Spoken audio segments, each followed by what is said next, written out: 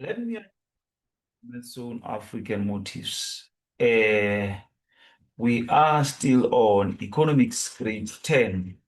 So now we are going to look section C of the previous question paper that we did together. So this is still the same paper that was written in Limpopo. So that is term 2 revision. So we are, like I've said, we are on section C. So it simply says we are going to do what? The essay questions. We are going to treat what? The essay question. So this is the last part of the question paper that we did of the very same paper that was written in mid-year 2025. So that is economics paper 1. So we are on the last part of it, which is the essay question. So the questions that you're going to do is question 4 as well as question 5. So we are mainly going to look at those two questions so that we know that we have completed this question paper. Hope we are together on that. So now let us move on to those two questions that I've just talked about, question 4 as well as question 5. So question 4 is all about macroeconomics. So we are going to do the essay, and you know the structure of the essay, that the essay must have introduction, the essay must have body, and as well as conclusion. And in economics, we also have additional part. So this is the structure of the essay that I've just talked about. So now let us attend to question 4. The question 4 says, discuss in detail the role of the four markets in the secular flow of an open economy, and explain the importance of gross domestic product aggregates, that is GDP.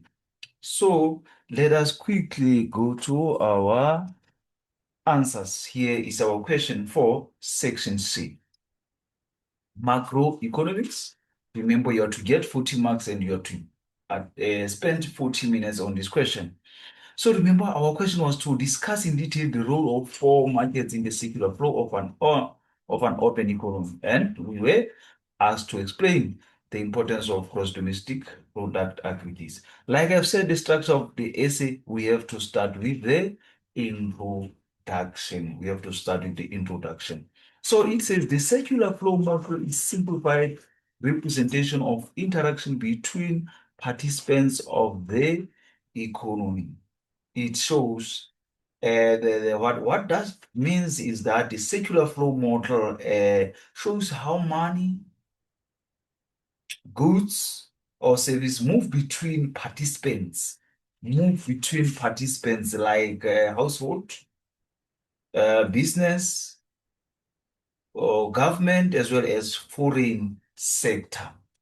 For example, that we can make on that point is that a household works for a company.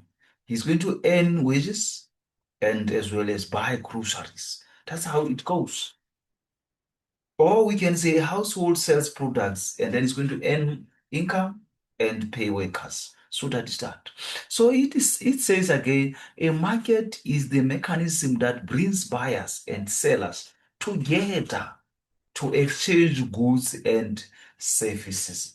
To exchange goods and services. Meaning to say a market is where buyers and sellers meet to exchange goods and services. For example, a supermarket where customers buy food.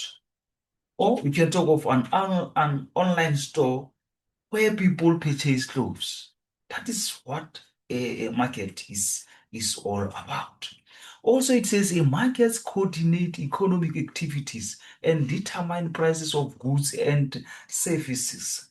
So market help coordinate economic activities and set prices through demand and supply. For example, if demand for fuel rises, it means the price is going to increase. Again, if too many phones are produced, prices are going to drop. That is why we say market coordinate economic activities and determine prices of goods and service. That is the market. Is the market is the one that does that.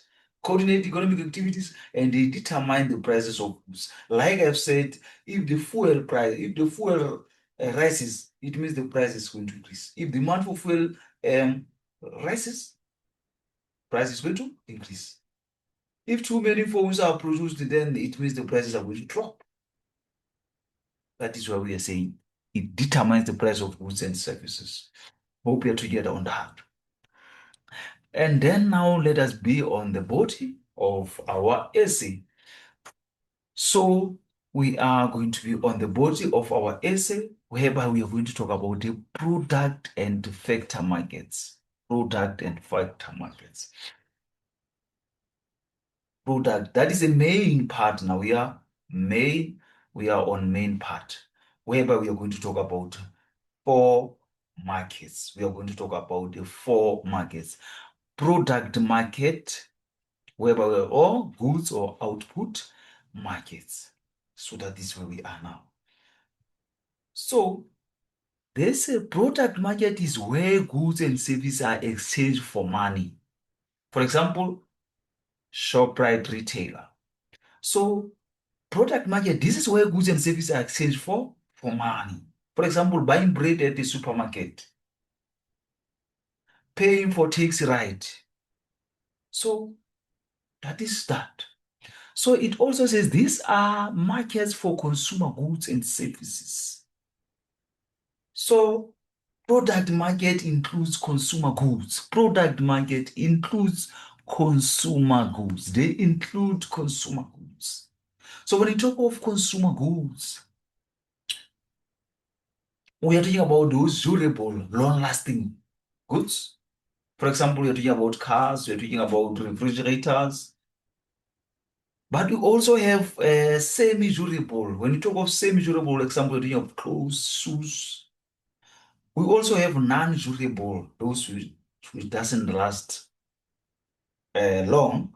Well, that's when you're talking about food, fuel. So hope we are together on that. So like it says, consumer goods are durable. Consumer goods are durable. Consumer goods, same durable goods as well as non-durable goods. Like I've already talked about that when we are talking about durable, we are talking about things like refrigerators, we are talking about cars, so they last long. But with durable goods, we are talking about clothes, shoes, but with none, we are talking about food, fuel. So that is that. Also, it says capital and consumer goods are traded in these markets, in product market. So we are saying capital goods. So it means product market now, it also includes capital goods. We are talking about those goods used to produce other goods. For example, machinery in factories, building used for production, that is buildings used for production. So that is that. Also, capital goods market are trading buildings and machinery. So we have already talked about that. Services are defined as non-tangible actions. For example, wholesalers and retailers, retailer, transport, as well as financial market. So it means product market as well include service. That's when you're talking about intangible goods. For example, we can talk of bakery services. We can talk about transport services. So that is that. So this is our product market. So now let us move on to another market because we have four markets. We started with product market. Now we are coming to factor market. Now we are coming to factor market. Here we are on factor market or resource or input market. As it says, factor market is where factors of production are traded. This is where vectors of production are bought and sold. That is where we are saying where they are traded. So once we are saying where they are traded, it means we're talking about buying and selling of our vectors of production. So that is that. Then it says household sales factors of production in this market. Household sales factors of production. For example, workers selling labor to companies. That is that. Landowners renting land. So that is that. Labor can be bought and sold in this market. So we're talking about labor, where we know labor earns wages. That is one of the type of factors where we're talking about labor. They earn wages. For example, we can talk of also teachers, miners, so that is that. That is labor.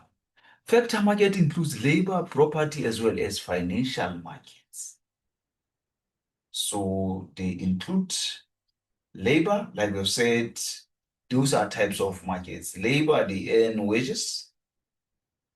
Then they also include what the property. Property, talk of capital, they earn interest. And also the financial markets. So this service earn wages for labor, interest for capital, rent for natural resources, and profits for entrepreneurship. So meaning to say, labor, their returns are what? The wages. Their remunerations are wages. But capital now, their remunerations are the interest on that capital. But rent now, also for natural resources, and for entrepreneurs, their remuneration or their payment will be what? Profits. Hope we are together on that. Now let us move on to financial markets. Let us be on financial markets. So with financial markets, financial markets consist of money market as well as financial markets. For example, banks, insurance companies, and pension funds. So these markets deal with saving and borrowing money. So that is that. So also we have money and capital markets, money markets, money and capital markets. So money market, that is a short term or less than 3 years. So that is money market. So as it says, money markets, the money market is for short-term savings and loans, less than 3 years. Less than 3 years. So they are used for short-term loans and savings. So we can talk of treasury bills, for example, bank deposits. So that is that. The key institution for money market is the South African Reserve Bank, that is SARB. So the key institution, we're talking about South African Reserve Bank. So that is that. So products sold in this market are bank debentures, treasury bills, and government bonds. So these are the money markets. So now we have capital markets. Here we're talking about long term, more than 3 years. As it says, the capital market is for long term funds, 3 years or longer, and are borrowed and saved by consumers and enterprises. So they are used for long term investment and funding. For example, we talk of shares, stocks, can talk of mortgage, bonds. So the key institution for capital market is Johannesburg Security of Exchange, JSE. So that is Johannesburg Stock of Exchange. So that is that. So products sold in this market are mortgage bonds as well as shares, like we've said. These are the examples under capital markets. Stocks, we're only talking about shares as well as mortgage bonds. Then we have foreign exchange market. Foreign exchange market. So with foreign exchange markets, because we are now from money and capital markets, so the last market is foreign exchange market. As it says, foreign exchange market is where currencies are traded for other currencies. So here, this is where currencies are traded used for imports and as well as for export. As it says, this market engaged in buying and selling of foreign currencies. So this is where currencies are traded. So it also says business buy foreign exchange to pay imports and export. So used for imports and export. For example, South African company buying US dollars to import goods, or a tourist exchange rent for euros. So that is that. So the most important foreign exchange markets are in London, New York, and Tokyo. So these are major global markets. These are major global markets. London is as well as New York, as well as Tokyo. So that is that. So now let us go to another aspect that we are to talk about. Eh, Let us go to another aspect that we are asked. Remember, we were also asked to explain the importance of gross domestic product aggregates, importance of GDP aggregates. So now let us have answers on that. So here it is additional part whereby we're talking about the importance of GDP aggregates. Importance of GDP aggregates. It says a country's GDP is a measure of level of economic activity. So GDP measures total economic activity. So for example, increase in GDP, it means more production. Decrease, it means economic show down, slow down.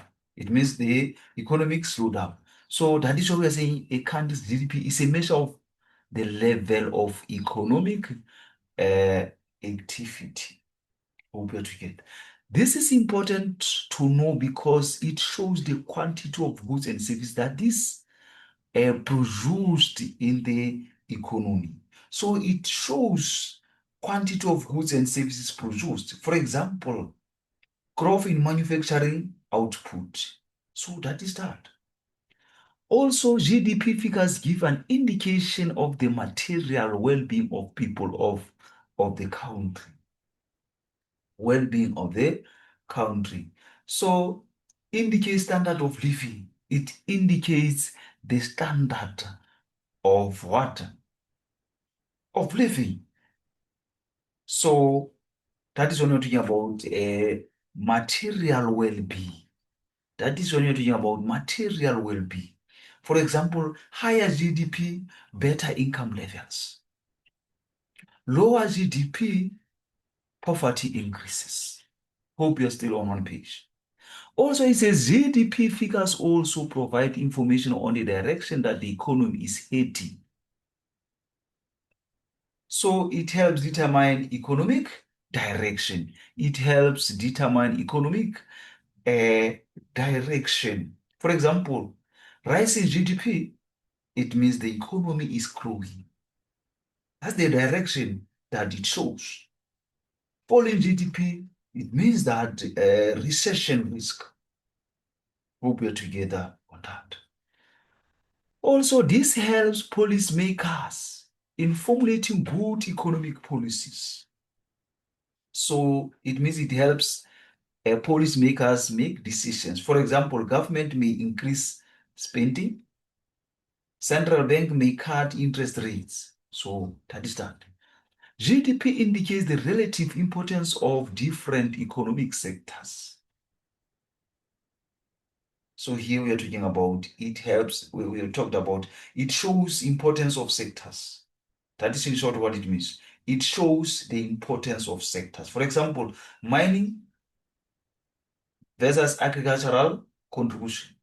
That is that. Manufacturing versus the services. So that is why we are saying it shows the importance of the sectors. Hope we are together on that. Therefore, national income statistics are closely watched by businesses and governments at all levels. So that is that. Now we are to conclude our question 4. we are to give conclusion on question 4, as it says, marketers are critically important institutions in our economic system because they safeguard price stability, general business confidence. So that is our conclusion, as it says, marketers ensure efficient functioning of the economy. For example, stable prices encourage spending, confidence leads to investment. So that is that. So now let us go to question 5. Here is our question 5. We are still on macroeconomics.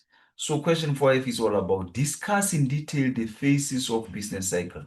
Use fully labeled business cycles in your answer. Examine the reasons for fluctuations in the business cycle. That is question 5. So let us attend to our question 5. Let us go to our answers for question 5. So here we are on question 5 answers.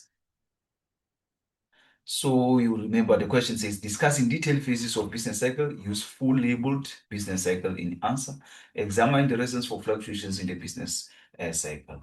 So just like question 4, we are going to start with the introduction.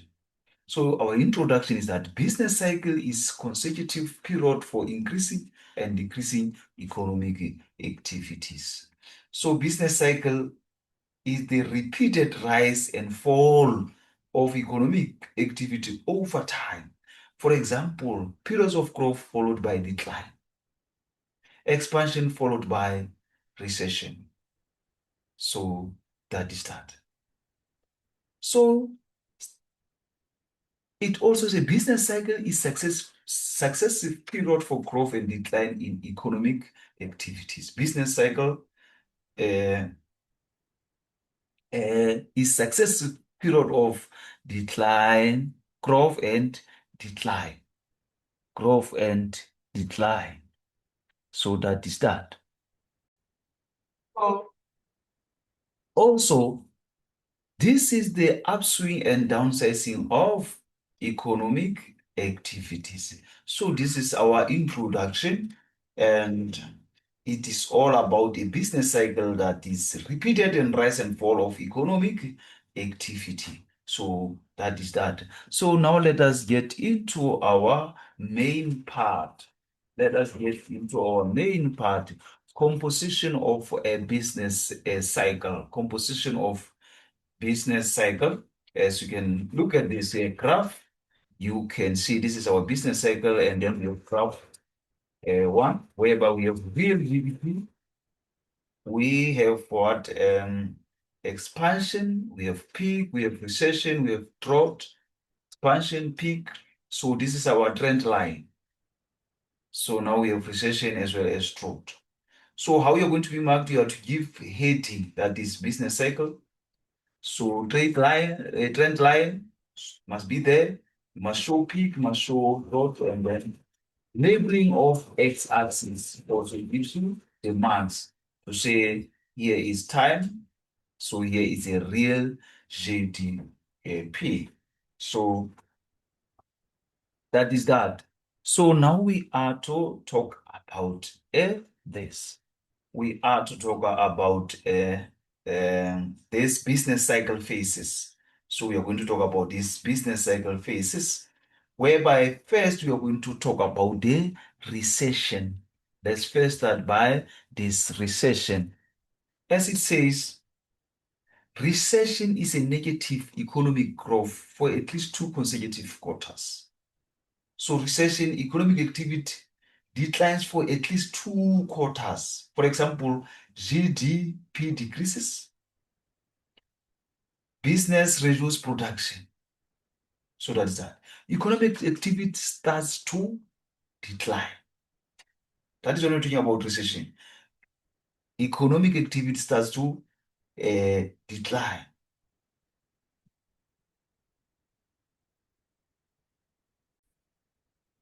Economic activity starts to decline. It is called economic downturn.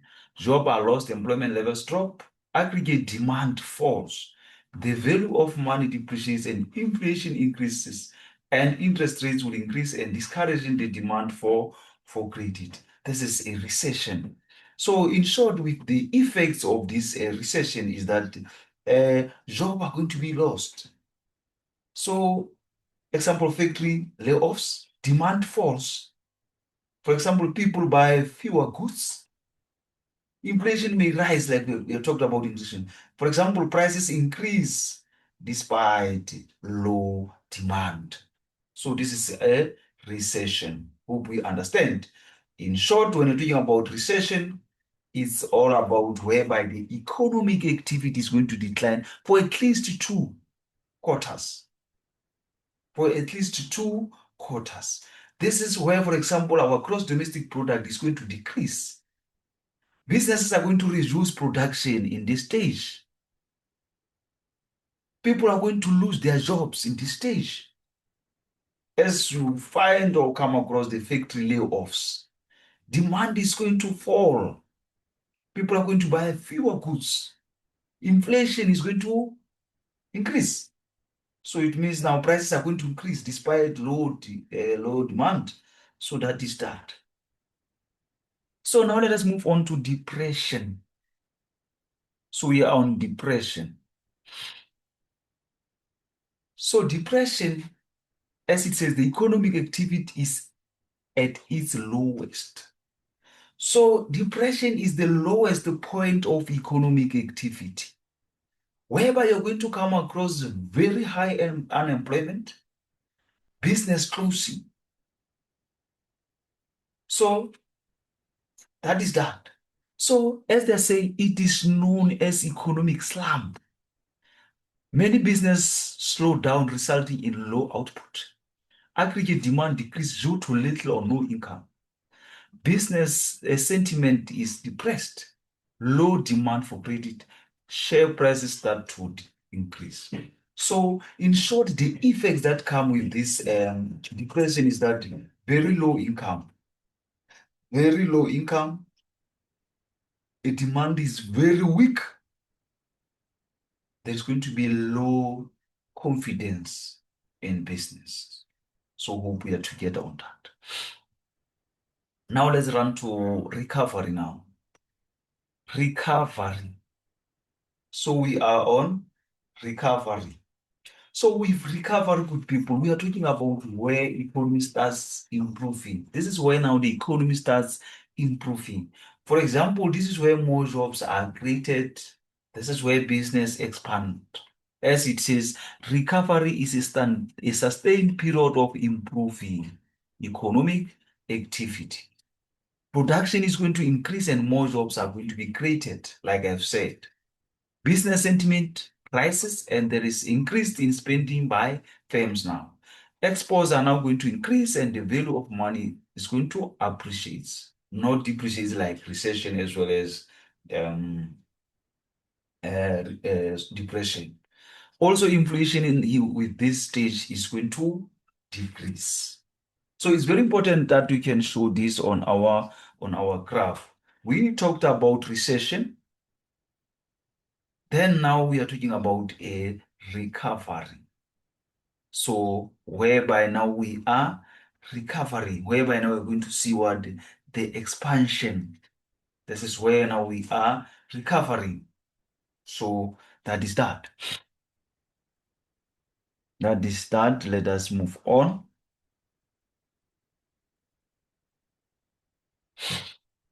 So recovery, the effect that comes with recovery, we have said production is going to increase. The spending is going to rise. So rises in spending. Firms are going to spend now. Increase spending by firms now. Export is going to increase. As we know that even the value of money is going to appreciate. Now we talk about prosperity now. With prosperity, the economic activity is at its highest now. There is an increase in real gross domestic product. Firm makes higher profits and attract other business to enter the market. As more business open, more factors of production are employed. Aggregate demand will increase and force production to increase. So in short, when we're talking about prosperity, we're talking about the boom. whereby the economy is at its highest level. High gross domestic products. That's when we're talking about high GDP.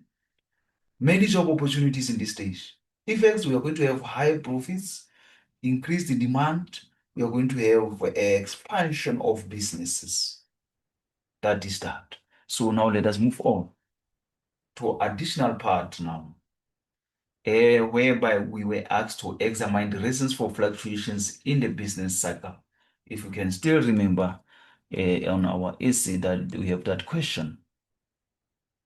We have that question. Here it is whereby we're asked to examine the reasons for fluctuations in the business cycle. So let's quickly get to that. Let's quickly go to the answers for that. Let us be there. So here we are on the reasons for fluctuations in the business cycle. So as it says, South African Reserve Bank adjusts interest rates to influence economic activity, economic activity. So interest rates now, lower rates, more borrowing and expansion. So that's that.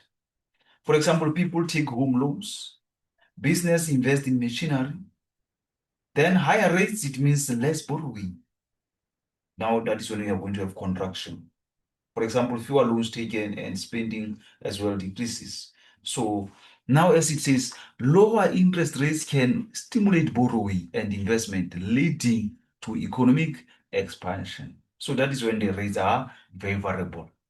Higher rates can now dampen the spending and investment, potentially leading to contraction. That is what we have said, that if ever we come across higher rates, it means we are going to have what? Less borrowing. That is what we are saying, that it will make what? Contraction. So an increase in interest rate slows down the economic growth because people are not going to borrow. So that will as well kill the economy. Increased government spending can stimulate economic activity. Tax cuts can boost consumer spending. Reduced spending or higher taxes can lead to economic contraction. So these are fluctuations in the business cycle. These are the fluctuations in the business cycle. So now we are to conclude now, give conclusion of our question 5 now. As it says, economic indicators such as leading, coincident, and lagging indicators are used to predict a business cycle. So leading indicators, that is, they predict future. That is change before economic changes. That is change before economic changes. For example, new business investment, building permits. But when you talk of coincident indicators, current state now, we're talking about current state. So move at the same time as the economy. Example, gross domestic product, employment levels. But when you're talking of lagging indicators, we're talking after changes. Changes after the economy has changed. For example, unemployment rate, inflation rate. So this is what we are talking about. Under our conclusion, we talk about leading, that economic indicators such as leading, we have said that is where we predict future. That is where we are talking about changing before the economy changes. But when we talk of coincident indicator, we are talking about the current state, whereby we have said it moves at the same time as the economy. That's when we talk about gross domestic product, employment levels. But when we're talking about the lagging indicator, this one is after changes. Changes after the economy has changed. Like I've said, unemployment rate. So this one is before, this one is a current, this one is after. Thank you very much for your time. Please share with others. Thank you.